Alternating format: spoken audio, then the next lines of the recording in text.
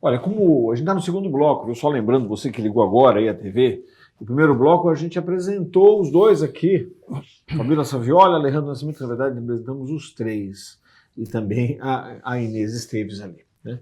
A gente está falando sobre uma pesquisa, uma biografia, que eu vou até mostrar agora aqui, que é esse aqui, ó, Ana Costa, né? Muito Além de uma Avenida. Depois a gente fala mais sobre esse livro, vai falar sobre esse desenho maravilhoso aqui, que é um broche, mas essa história é para depois. Só fazendo uma recapitulação, no primeiro bloco a gente explicou a história que está por trás da Ana Costa. Ela começa com o Matias, que era o marido, que vem de Portugal com 16 anos, um monte de história que você vai ver no primeiro bloco lá, e aí ele fica fazendo o Rio-São Paulo, Rio-Santos, na verdade, né? Conhece a Ana Costa em Maricá, uma cidadezinha no Rio, e casa-se e vem com a mulher para cá. Nós paramos exatamente aí. Mal sabia ele que uma tragédia estava por acontecer. Continua aí, Fabíola. Bom, então, é importante também dizer que a família de Ana Costa era muito importante. Né? O pai dela era fazendeiro e não médico sanitarista, como falavam na internet. Ah, tinha essa história? Tinha. Disseram até que disseram que ela era enfermeira, ela não era enfermeira. O pai da Ana Costa tinha vindo junto com o Saturnino de Brito para trabalhar no saneamento de Santos. Ah, bom, mas a história é bem armada, velho. Armada foi. Mal pensada, né? Mal pensada. O Saturnino nem pensava em vir para Santos. Acho que ainda não bate nem historicamente, né? A data, não né? bate, né? Não bate nada, né? Então, assim, para você ver como que as coisas podem mudar, né? Uma história, né? Mas vamos aos fatos. Mas vamos sim. Um ponto que eu queria antes de passar era falar um pouquinho, muito rapidamente, mas Ana Costa era de uma família muito importante e o Matias chegou aqui com 16 anos, foi recebido pelo irmão mais velho, e aí o Alejandro vai falar um pouquinho da parte de como ele foi recebido e por quem ele foi recebido em relação à educação que ele recebeu, né?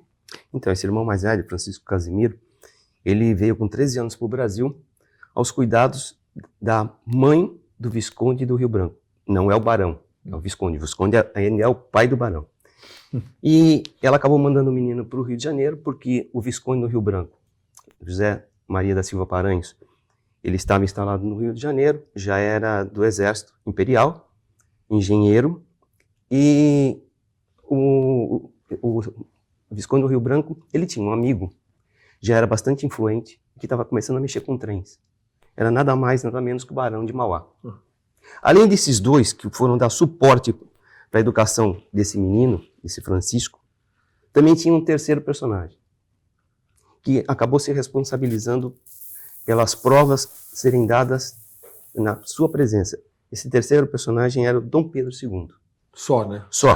Então, assim, o Francisco Casimiro, ele teve uma excelente base, né? Uma amizade que o ajudou a formar.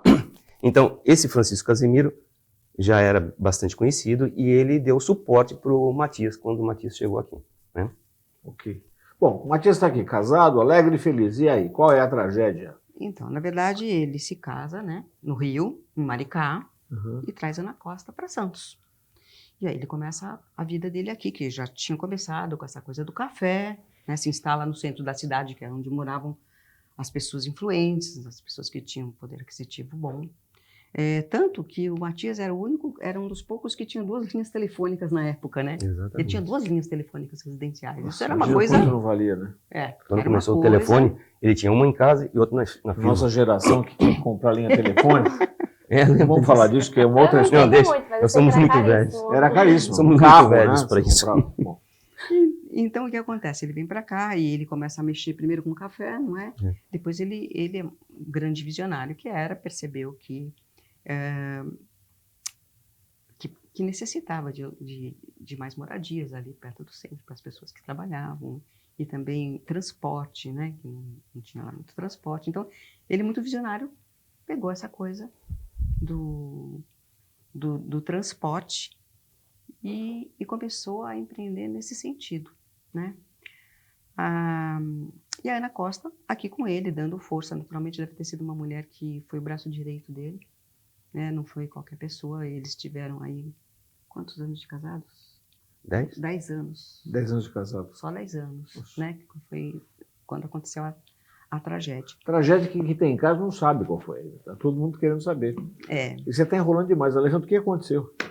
Bom, eu considero o Matias, nos anos 80 do século XIX, o grande empreendedor de Santos. Né? Além de ele ter sido um grande comerciante, ele teve a visão de trabalhar a parte do transporte público, instalando as linhas de bonde, primeiro do centro de Santos até a Vila Matias, e depois da Vila Matias até a praia, que antigamente se chamava Barra. Além do transporte, ele trabalhou também com a extensão do núcleo urbano de Santos, porque ele criou a Vila Matias. Né? Isso, ele, quando inaugurou a segunda linha, que era da Vila Matias até a Barra, isso foi em 1889. E por uma questão de disputa de terra, eram dois irmãos da família Lima, acharam que ele estava tomando posse de uma área e vendendo. E no dia 8 de maio de 1889, ele acabou sendo assassinado com um tiro na testa. Né? Isso foi a julgamento, e todo mundo sabia que os dois tinham assassinado, mas, incrivelmente, os dois foram absolvidos por unanimidade. Essa notícia saiu no Brasil inteiro, inclusive em Portugal. E todo mundo ficou embasbacado, como é que pode, se eles confessaram o crime, mas foram absolvidos. Né? Qual foi a justificativa? Defesa da honra, alguma coisa assim? Não.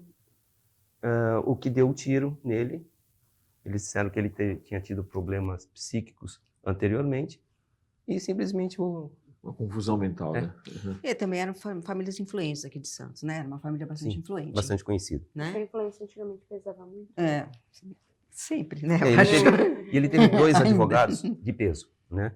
Rubens César, que era um excelente advogado de São Paulo, mas que morava em São Vicente e atuava em Santos, e o Cesário Bastos. Cesário Bastos. Só isso. É engraçado porque você começa a citar um monte de nomes, você vê que estão todos pelas ruas. É, né? exatamente. Depois a gente vai Não, citar um Cesário pouquinho mais Bastos. pra frente também. Inês, quer fazer mais alguma pergunta nessa linha? Não, eu acho que pra mim ficou. Eu queria que a gente aproveitasse. Vamos seguir então, porque aí o que acontece? Depois que ele morre, pelo que eu entendi, a Ana Costa não fica mais aqui. Sim. Exatamente. Resolve voltar para lá. Ela passou um tempo em Maricá, Uhum. junto com a família, e um ano depois ela foi para o Rio de Janeiro. Ali ela começa a aparecer um pouco mais.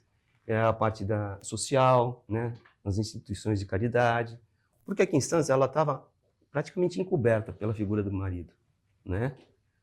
E a mulher naquela época, ela se voltava mais às instituições de caridade, às irmandades religiosas. Era uma primeira dama, né? Sim, mas assim, ela aparecia muito pouco. Ela aparecia muito Entendi. pouco. A gente só vai conseguir ver alguma coisa depois no Rio de Janeiro. É por isso que nesse lapso de tempo o nome dela acaba se desvinculando da dinâmica da cidade. E Exatamente. o que Sim. sobra é a avenida. Exatamente. Né? Exatamente. E aí eles resolvem resgatar isso através deste livro que está aqui e que a gente vai falar no próximo bloco.